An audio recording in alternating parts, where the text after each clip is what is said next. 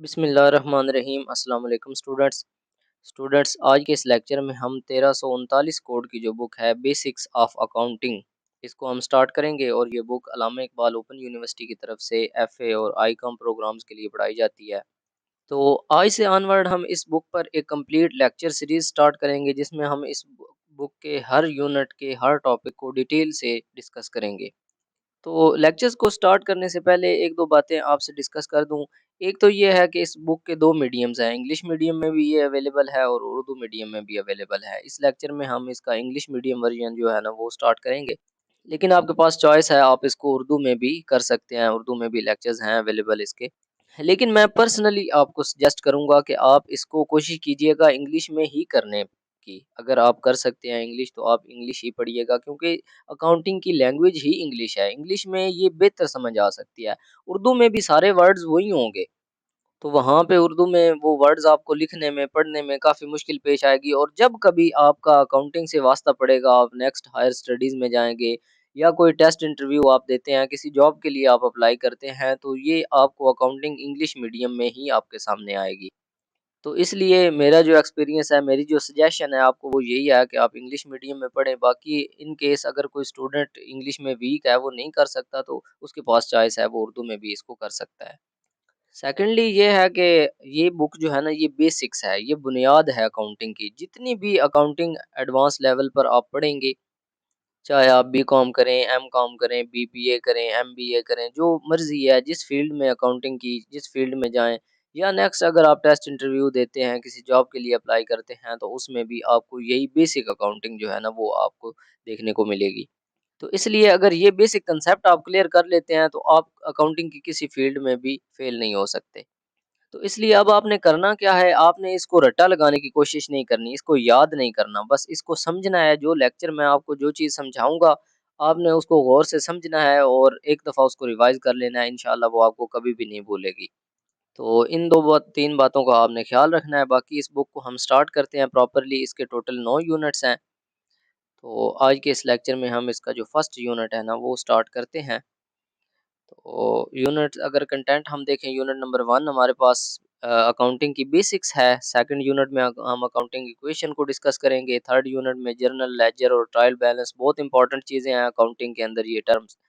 इसके बाद जर्नल की कुछ अकसाम है, special journals, next cash book, bank reconciliation statements, ये सारी चीज़ें। अकाउंटिंग साइकिल की कंप्लीशन और एडजस्टमेंट्स, कैपिटल रिवेन्यू और रेक्टिफिकेशन एरर्स, ये एरर्स वाला है जो यूनिट है। इसके बाद accounting for bill of exchange. तो इन सारे यूनिट्स को हम वन बाय वन जो है ना वो डिटेल से डिस्कस करेंगे। आज के इस लेक्चर में हम यूनिट नंबर 1 जो है वो प्रॉपरली स्टार्ट करते हैं, और यूनिट नंबर 1 है बेसिक कंसेप्ट्स ऑफ अकाउंटिंग, यानी अकाउंटिंग की जो बुनियादी कंसेप्ट्स हैं। तो सबसे पहला टॉपिक यहाँ पे आता है area of accounting. Area of accounting मतलब अकाउंटिंग का दौर जो है, उसमें अकाउंटिंग का हम बैकग्राउंड डिस्कस करेंगे, पस मंज़र, अकाउंटिंग की मुख्तलिफ डेफिनेशंस डिस्कस करेंगे, और अकाउंटिंग सिस्टम जो है ना उसको हम एक्सप्लेन करते हैं। ओके जी, यूनिट पर चलते हैं। ये इंट्रोडक्शन वगैरह इसको पढ़ने की ज़रूरत नहीं है, हम डायरेक्टली अपने टॉपिक से स्टार्ट करते हैं। The area of accounting. सबसे पहले इसका बैकग्राउंड पढ़ लेते हैं, यानी इसका पस मंज़र क्या है। पस मंज़र ये होता है कि इसकी वजह क्या है, अकाउंटिंग को पढ़ने की वजह क्या, हम क्यों इसको पढ़ते हैं, क्यों इसके पीछे पड़े हुए हैं अकाउंटिंग के। तो थोड़ा-सा तारफ़ वो आपको करवा रहा है कि इसकी ज़रूरत क्यों है। We make many decisions in our daily lives. हम अपनी डेली लाइफ के अंदर, रोज़मर्रा ज़िंदगी के अंदर मुख्तलिफ डिसीजन करते हैं, मुख्तलिफ फ़ैसले लेते हैं। These decisions based on the information that we have regarding the subject matter, thus the quality of decision depends on the quality of information. अच्छा, वो कहता है कि ये फ़ैसले ना उस मालूमात पर मबनी होते हैं जो हमारे पास अवेलेबल होती है, जो इन्फॉर्मेशन हमारे पास मौजूद होती है ना, उस बेस पर हम डिसीजन करते हैं। ठीक है? और डिसीजन की जो क्वालिटी होती है ना, हमारे फ़ैसले की क्वालिटी, वो उस इन्फॉर्मेशन की क्वालिटी पर डिपेंड कर रही होती है। मतलब जितनी अच्छी इन्फॉर्मेशन हमारे पास होगी, हम उतना अच्छा फ़ैसला ले सकते हैं, और जितनी ख़राब इन्फॉर्मेशन होगी, उतना ख़राब हम फ़ैसला ले सकते हैं। We often listen that it is information era and people having more information have more opportunities. वो कहता है कि हम जानते हैं मौजूदा दौर को इंफॉर्मेशन का दौर कहा जाता है, यानी मालूमात का दौर कहा जाता है। तो इस दौर में जिसके पास जितनी ज़्यादा मालूमात होगी वो उतना ज़्यादा कामयाब होगा, यानी उसके पास उतने ज़्यादा मौके होंगे। We also observe that well-informed people make good decisions and get succeed। वो कहता है हम ये भी देखते हैं कि जिन लोगों के पास ज़्यादा इन्फॉर्मेशन होती है ना, ज़्यादा नॉलेज होता है, तो वो अच्छे फैसले लेते हैं और कामयाब भी हो जाते हैं। Now you can better understand the importance of quality information। तो अब आप बेहतर समझ सकते हैं। अब यहाँ पे वो आपको एक एग्जाम्पल भी दे रहा। Let us make an example, या take an example। You have some saving and you want to invest your saving in the business that provide you some return on this investment to finance your studies। वो कहता है कि मिसाल ये लेते हैं कि आपके पास कुछ सेविंग है, कुछ आपके पास रकम है और आप उसको इन्वेस्ट करते हैं किसी कारोबार के अंदर, आप लगाते हैं ताकि वो आपको कुछ रिटर्न दे, कुछ आपको मुनाफा कमा कर दे सके और आप अपनी स्टडीज़ को फाइनेंस कर सके, मतलब आप अपनी स्टडी का खर्च उठा सके। Further you have many choices. तो वो कहता है अब आपके पास ढेर सारी चॉइसेस हैं, आपके पास बहुत सारे मौके हैं कि आप उसको कहाँ इन्वेस्ट कर सकते हैं, आपके पास बहुत सारे ऑप्शंस हैं। What will be the criteria to select an investment avenue. वो कहता है कि उस इन्वेस्टमेंट को करने का क्राइटेरिया क्या होगा, आप कैसे एक फैसला करेंगे कि मैंने वो इन्वेस्टमेंट कहाँ करनी है। Obviously, first of all, you would be interested to know the economic resources and obligations of the business, and second, source and volume of the profits that business earns। वो कहता है कि सबसे पहले आप ये देखेंगे कि आपके पास कितने वसाइल हैं, इकोनॉमिक रिसोर्सेज यानी आपके पास वसाइल कितने हैं, ऑब्लिगेशंस यानी जिम्मेदारियां कितनी हैं आप पर, और सेकंड ये है कि सोर्स और वॉल्यूम ऑफ प्रॉफिट यानी प्रॉफिट कितना आएगा, आप उससे जो नफ़ा कमाना चाहते हैं ये वो कारोबार आपको कितना नफ़ा पहुंचाएगा, ये चीज़ आप देखेंगे। द रैशनल इज टू जज the capacity of the business to return your investment and payment of the profit. तो ये वही बात है कि वो आपको कितना रिटर्न करेगी, आपकी जो इन्वेस्टमेंट है वो भी कारोबार आपको वापस करे और साथ आपको प्रॉफिट भी दे। The next question arises from where you will get such information. अब अगला सवाल ये है कि ये सारी इन्फॉर्मेशन आपको कहाँ से मिलेगी, कि आपके रिसोर्सेज कितने हैं, ज़िम्मेदारियाँ कितनी हैं, आप जिस कारोबार में लगा रहे हैं वो आपको प्रॉफ़िट कितना देगा। तो ये सारे सवालों के जवाब कहाँ से मिलेंगे? Answer is accounting records of the business. तो वो आपको उस बिज़नेस का अकाउंटिंग रिकॉर्ड देखने से पता चलेगा। जिस बिज़नेस में भी आप इन्वेस्ट करना चाह रहे हैं, पहले आप उसका अकाउंटिंग रिकॉर्ड देखेंगे। From the above discussion, it is clear that accounting information facilitates the economic decisions।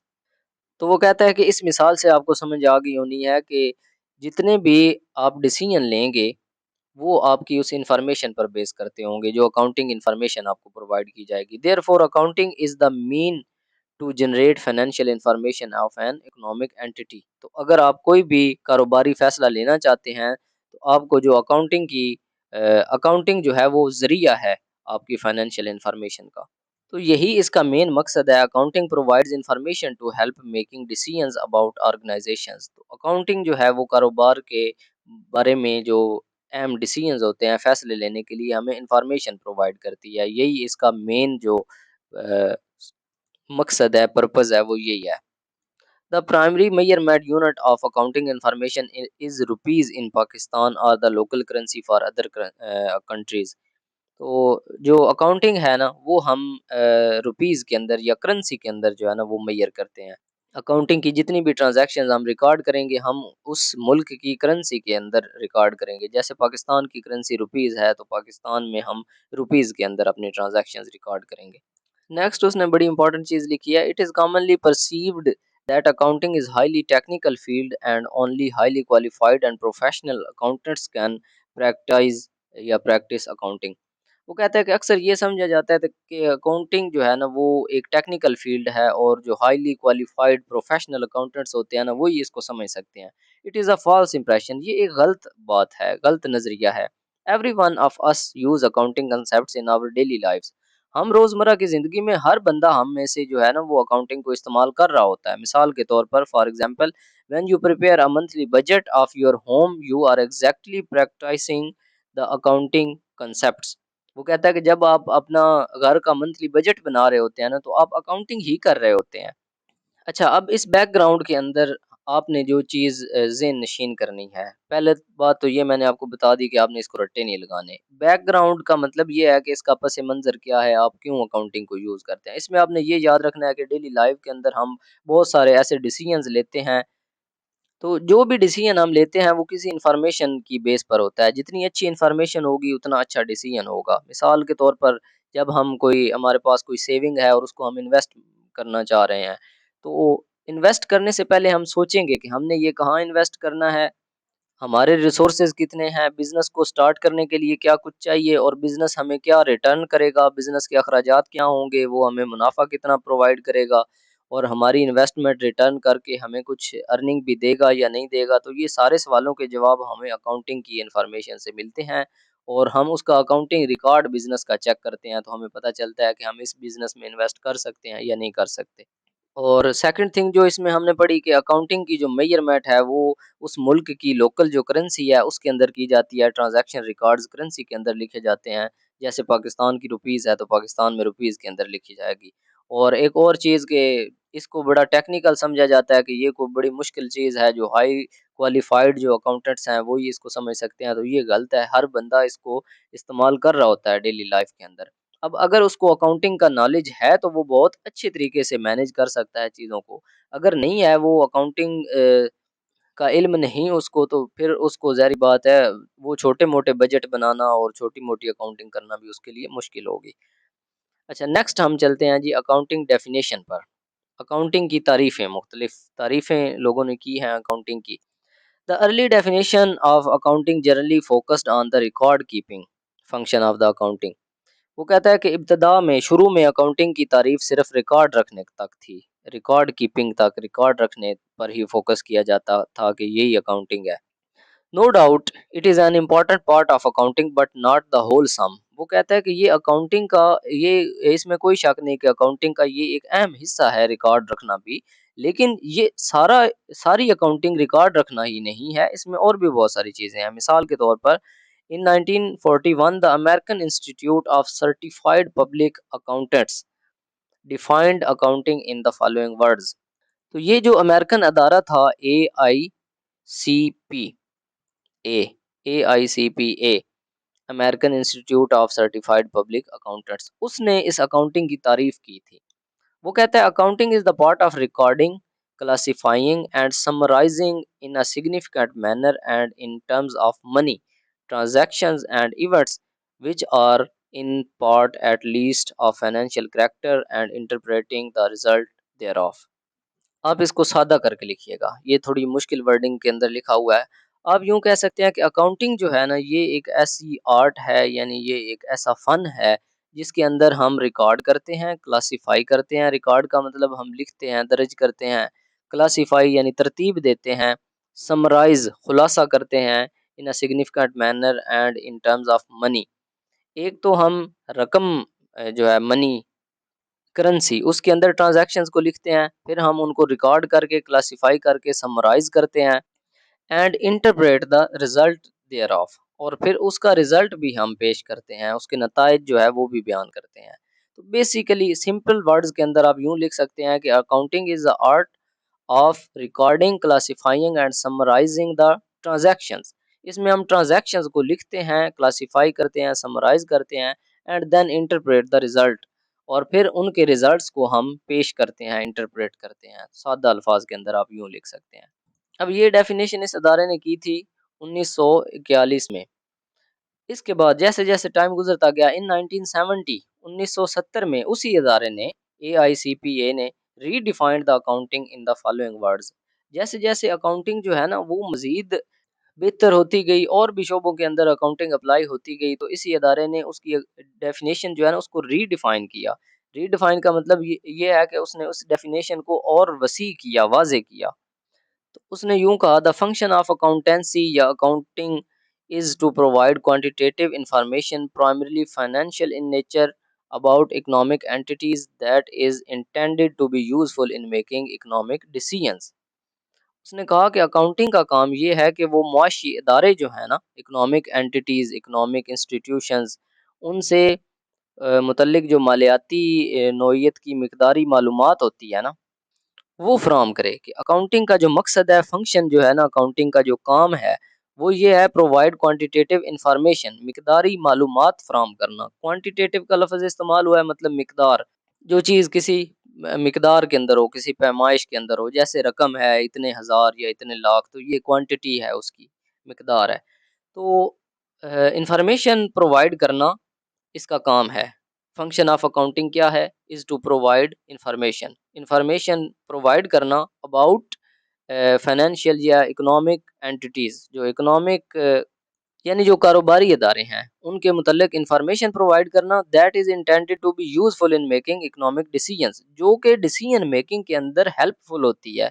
वो इन्फॉर्मेशन जो इक़्तिसादी फ़ैसले लेने के लिए मुफ़ीद हो, वो इन्फॉर्मेशन प्रोवाइड करना अकाउंटिंग का काम है। तो अब आपको फ़र्क पता चल गया होगा कि पहले सिर्फ़ रिकॉर्डिंग तक इसकी अहमियत थी। हम कहते थे कि इसमें हम ट्रांज़ैक्शंस को रिकॉर्ड करते हैं, क्लासिफ़ाई, समराइज़ करके उनका रिज़ल्ट हम इंटरप्रेट करते हैं। उसके बाद हमने इसको डिफ़ाइन किया, ये जो एआईसीपीए एक इंस्टीट्यूशन है अमेरिकन, उसने इसको डिफ़ाइन किया कि अकाउंटिंग का जो फ़ंक्शन है ना, वो है इन्फॉर्मेशन प्रोवाइड करना। कौन सी इन्फॉर्मेशन? इकोनॉमिक एंटिटीज़ के मुतल्लिक और इकोनॉमिक एंटिटीज़ की जो इन्फॉर्मेशन ये प्रोवाइड करती है उसकी बेस पर हम इकोनॉमिक डिसीजन मेक कर सकते हैं। यहाँ पे उसने बताया भी है N economic entity is a business unit that has an independent existence. तो इकोनॉमिक एंटिटी का मतलब है कोई बिज़नेस, कोई कारोबार। तो अब इसमें से आपने ये 2 डेफ़िनेशंस जो है ना, ये बस ज़हन में रखनी है कि एआईसीपीए जो है ना, उसने 1941 के अंदर ये डेफ़िनेशन की थी। ये भी वैलिड डेफ़िनेशन है, यानी ये ठीक डेफ़िनेशन है, ऐसा नहीं है कि ये गलत है। कि अकाउंटिंग जो है, इसमें हम ट्रांज़ैक्शंस रिकॉर्ड करते हैं, क्लासिफ़ाई, समराइज़ और उसका रिज़ल्ट जो है वो इंटरप्रेट करते हैं। सेकंड डेफ़िनेशन उन्होंने ये इसी को रीडिफ़ाइन किया कि अकाउंटिंग जो है ये हमें इन्फॉर्मेशन भी प्रोवाइड करती है। ज़ाहिर-सी बात है, ये जब सारा रिकॉर्ड वग़ैरह हम करते हैं तो ये हमें एंड पे कुछ ऐसी इन्फॉर्मेशन प्रोवाइड करती है जिससे हम बेहतर डिसीजन ले सकते हैं।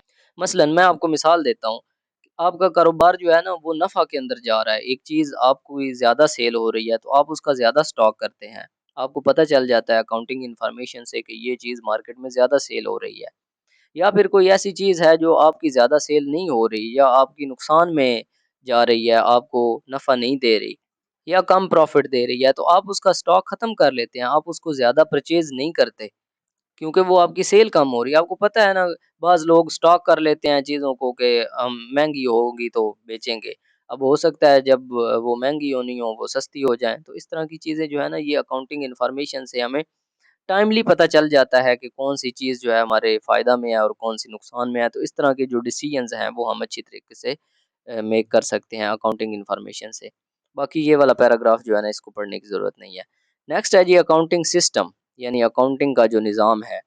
Accounting system consist of personnel. Accounting system में लोग होते हैं, पर्सोनल का मतलब पीपल, लोग। प्रोसीजर्स, प्रोसीजर्स का मतलब है तरीकाकार। डिवाइसेस, आलात, मतलब जो मशीनें वगैरह डिवाइस से हम इस्तेमाल करते हैं। एंड रिकॉर्ड्स, और रिकॉर्ड होता है अकाउंटिंग सिस्टम के अंदर। ये चीज़ें होती हैं, लोग होते हैं, तरीकाकार होता है और डिवाइसेस होती हैं, यानी जो डिवाइसेस हम इस्तेमाल करते हैं, और रिकॉर्ड्स होते हैं। used by an organization to develop and to communicate accounting information to the decision makers। तो ये चीज़ें वो कारोबारी ऑर्गेनाइजेशन जो है, यानी वो अदारा इस्तेमाल करता है और उस अकाउंटिंग इंफॉर्मेशन को डिसीजन मेकर्स तक पहुंचाता है। इसके बाद है जी need of accounting information varies from user to user and organisation to organisation. तो एक एक बंदे की जो ज़रूरत है वो मुख्तलिफ होती है अकाउंटिंग इन्फॉर्मेशन की। हर बंदे की ज़रूरत अलग होती है, हर ऑर्गेनाइजेशन की ज़रूरत अलग हो सकती है। ज़रूरी नहीं कि एक ऑर्गेनाइजेशन को जो इन्फॉर्मेशन चाहिए हो दूसरी को भी वही चाहिए हो। Some economic units require very little amount of accounting information to operate just like a tuck shop of college। वो कहता है कुछ ऐसे बिजनेस होते हैं जिनको बहुत थोड़ी सी अकाउंटिंग इन्फॉर्मेशन चाहिए होती है, जैसे एक टक शॉप होती है कॉलेज के अंदर, तो उसको इतनी लंबी चौड़ी अकाउंटिंग की ज़रूरत नहीं होती। It needs not to install a very sophisticated accounting system and record each and every transaction. तो उसको बहुत पेचीदा अकाउंटिंग का निज़ाम इंस्टॉल करने की ज़रूरत नहीं होती। थोड़ी बहुत अकाउंटिंग से उसका काम चल जाता है। Whereas the need of accounting information of a bank is more demanding and is essential for smooth operations to keep the complete end up. तो इसके मुकाबले में वो कहता है अगर कोई बैंक है या कंपनी है कोई फैक्ट्री है तो उसको प्रॉपर एक अकाउंटिंग इंफॉर्मेशन सिस्टम की ज़रूरत होती है, तो इसलिए उसके लिए एक प्रॉपर सोफिस्टिकेटेड अकाउंटिंग सिस्टम जो है ना उसकी ज़रूरत होती है। तो वो इसलिए आपको बता रहा है कि अकाउंटिंग जो है इसकी यूज़र टू यूज़र या organization to organization need different हो सकती है, वेरी करती है, चेंज कर होती रहती है। To decide the design and capabilities of accounting system, there are two important factors. यानी अकाउंटिंग सिस्टम का जो डिज़ाइन है ना वो दो बातों पर मुनहसर होता है। एक तो नीड ऑफ अकाउंटिंग इंफॉर्मेशन यानी मालूमात की ज़रूरत कितनी है, कितनी नीड है अकाउंटिंग इंफॉर्मेशन की। दूसरा cost of producing such information, ऐसी मालूमात तैयार करने की कॉस्ट कितनी आएगी, खर्च कितना आएगा। ये दो चीज़ें जो है ना इन चीज़ों पर इन्हसार होता है अकाउंटिंग सिस्टम के डिज़ाइन का, यानी अकाउंटिंग सिस्टम किस किस्म का चाहिए। Large organizations have a team of, ये मैंने खुद ही इसको स्किप करवा दिया है। Large organizations have a team of system analysts, internal auditors and other professionals who are responsible for designing and improving the accounting system. वो कहता है कि जो बड़ी कंपनियां होती हैं उनके पास एक प्रोफेशनल टीम होती है, माहिर टीम होती है, जिनमें सिस्टम एनालिस्ट होते हैं, इंटरनल ऑडिटर्स होते हैं और इस तरह के प्रोफेशनल्स माहिरीन होते हैं जो कि उनका अकाउंटिंग स्ट्रक्चर या अकाउंटिंग डिज़ाइन उनका बनाते हैं और उसके ज़िम्मेदार होते हैं। However, medium and small scale organizations hire the service of specialized chartered accountancy firms for this purpose. जो छोटे बिजनेस होते हैं ना या दरमियाने दर्जे के बिजनेस होते हैं वो चार्टर्ड अकाउंटेंसी फर्म्स जो हैं उनकी खिदमात हासिल कर लेते हैं।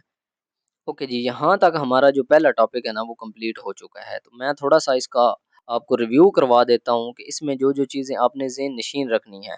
एक तो बैकग्राउंड में आपने ये ज़हन-नशीन रखना है, ये सारी चीज़ें मैंने डिटेल से एक्सप्लेन कर दी हैं कि हम डिसीजन मेकिंग के अंदर हमें इन्फॉर्मेशन की ज़रूरत होती है और वो इन्फॉर्मेशन हमें कहाँ से मिलती है, वो अकाउंटिंग से मिलती है। इसलिए हम अकाउंटिंग का सहारा लेते हैं। इसमें हमने एक एग्ज़ाम्पल पढ़ी, ये एग्ज़ाम्पल आप ज़हन में रखिएगा कि मिसाल के तौर पर मैंने कोई बिज़नेस शुरू करना है, मेरे पास कुछ सेविंग्स हैं, तो मैं ये सोचूँगा कि मैंने वो कहाँ लगानी है। मेरे पास ऑप्शंस हैं ढेर सारे बिज़नेसेस के, तो कौन-सा बिज़नेस मैं सेलेक्ट करूँगा, ये मुझे अकाउंटिंग इन्फॉर्मेशन बताएगी। इसके बाद अकाउंटिंग इन्फॉर्मेशन जो है ना, अकाउंटिंग की ट्रांज़ैक्शंस वो करेंसी के अंदर, लोकल करेंसी के अंदर रिकॉर्ड की जाती हैं और इसको बड़ी टेक्निकल फ़ील्ड समझा जाता है, जो कि गलत है, बल्कि ये डेली लाइफ़्स के अंदर हर बंदा यूज़ कर रहा होता है। ये चीज़ें बस इसमें याद रखनी है। इसके बाद अकाउंटिंग की हमने 2 डेफिनेशंस पढ़ी। पहली डेफिनेशन जो है वेरी इंपॉर्टेंट के recording, classifying, summarizing of transactions and representing the result या इंटरप्रेटिंग द रिज़ल्ट। तो ये एक डेफिनेशन थी। दूसरी जो डेफिनेशन एआईसीपीए ने की वो ये थी कि अकाउंटिंग जो है ना वो इन्फॉर्मेशन प्रोवाइड करती है जो कि डिसीजन मेकिंग के अंदर हेल्पफुल होती है। ये इसकी सेकंड डेफिनेशन है और अगर क्वेश्चन आ जाता है, क्वेश्चन बड़ा इंपॉर्टेंट है कि अकाउंटिंग क्या होती है, व्हाट इज़ अकाउंटिंग, तो उसमें ये दोनों डेफिनेशंस आप लिखिएगा। ये आपने 2 डेफिनेशंस अकाउंटिंग की पढ़ी। फिर तीसरी चीज़ जो आपने पढ़ी अकाउंटिंग सिस्टम क्या होता है? अकाउंटिंग सिस्टम के अंदर पर्सनल होता है, लोग होते हैं, प्रोसीजर्स, डिवाइसेज़ और रिकॉर्ड्स होते हैं। ये चीज़ आपको पता होनी चाहिए, याद होनी चाहिए। इसके बाद आप लिखेंगे कि अकाउंटिंग इन्फॉर्मेशन जो है ना वो यूज़र टू यूज़र और ऑर्गेनाइज़ेशन टू ऑर्गेनाइज़ेशन चेंज होती रहती है। जैसे कि मिसाल हम लेते हैं कि कॉलेज की टक शॉप जो है उसको इतनी लंबी-चौड़ी सोफिस्टिकेटेड अकाउंटिंग सिस्टम की ज़रूरत नहीं पड़ती, लेकिन उसके मुकाबले में एक बैंक या एक फैक्ट्री या कंपनी है, तो उसको एक प्रॉपर अकाउंटिंग सिस्टम की ज़रूरत होगी। तो अकाउंटिंग सिस्टम का जो डिज़ाइन है, अकाउंटिंग का डिज़ाइन वो 2 बातों पर इन्हसार करता है, डिपेंड करता है 2 इम्पोर्टेंट फैक्टर्स पर। एक तो ये है कि अकाउंटिंग इन्फॉर्मेशन कितनी चाहिए, ज़रूरत कितनी है और दूसरा उस अकाउंटिंग इन्फॉर्मेशन पर कॉस्ट कितनी आएगी।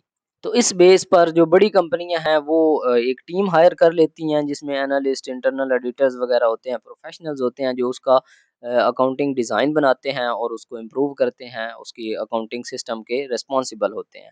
और जो मीडियम और स्मॉल बिज़नेसेस होते हैं, वो क्या करते हैं, वो चार्टर्ड अकाउंटेंसी फर्म्स जो हैं, उनसे खिदमात हासिल कर लेते हैं, उनसे अपना अकाउंटिंग स्ट्रक्चर बनवा लेते हैं क्योंकि उनको इतना बड़ा अकाउंटिंग सिस्टम नहीं चाहिए होता है। बस ये वाले पॉइंट्स अगर आप ज़हन में रखें तो अपने अल्फ़ाज़ के अंदर आपने क्वेश्चन को लिखना होता है। याद कितना को आप कर लेंगे? 9 चैप्टर्स हैं, 9 में से आप कितने को याद कर लेंगे और याद रख लेंगे? पेपर जो है ना अल्लामा इकबाल ओपन यूनिवर्सिटी का ये बड़ा कन्फ्यूज़िंग पेपर बनाते हैं, घुमा-फिरा देते हैं क्वेश्चंस को, होते सिलेबस में से ही हैं लेकिन क्वेश्चन की वर्डिंग इतनी को चेंज कर देते हैं ना कि स्टूडेंट कन्फ्यूज़ हो जाता है, वो कहता है कि पता नहीं ये सवाल कहाँ से आ गया है। तो अगर आपने इन चीज़ों को समझा हुआ होगा तो फिर आपके लिए बिल्कुल परेशानी नहीं होगी। तो ये जो पॉइंट्स मैंने आपको बताए हैं ये अपनी नीट कॉपी पर नोट कर लीजिएगा। इन पॉइंट्स को बस आप ज़हन में रखिएगा और इनको यूज़ करके अपने अल्फाज़ के अंदर आप पेपर के अंदर लिख दीजिएगा। ओके जी, फिलहाल इस लेक्चर को यहीं पे एंड करते हैं। नेक्स्ट लेक्चर के अंदर फिर इंशाल्लाह हम नेक्स्ट टॉपिक जो है वो क्लासिफिकेशन ऑफ बिज़नेस, बिज़नेस की जो टाइप्स हैं ना वो हम डिस्कस करेंगे। इस लेक्चर से रिलेटेड या इस टॉपिक से रिलेटेड अगर आपका कोई भी क्वेश्चन हो, कोई कन्फ्यूजन, कोई भी डाउट हो तो वो आप इज़िली पूछ सकते हैं और अगर आपको इस तरह के सारे लेक्चर्स चाहिए तो आप हमसे व्हाट्सएप पर कॉन्टैक्ट कर सकते हैं।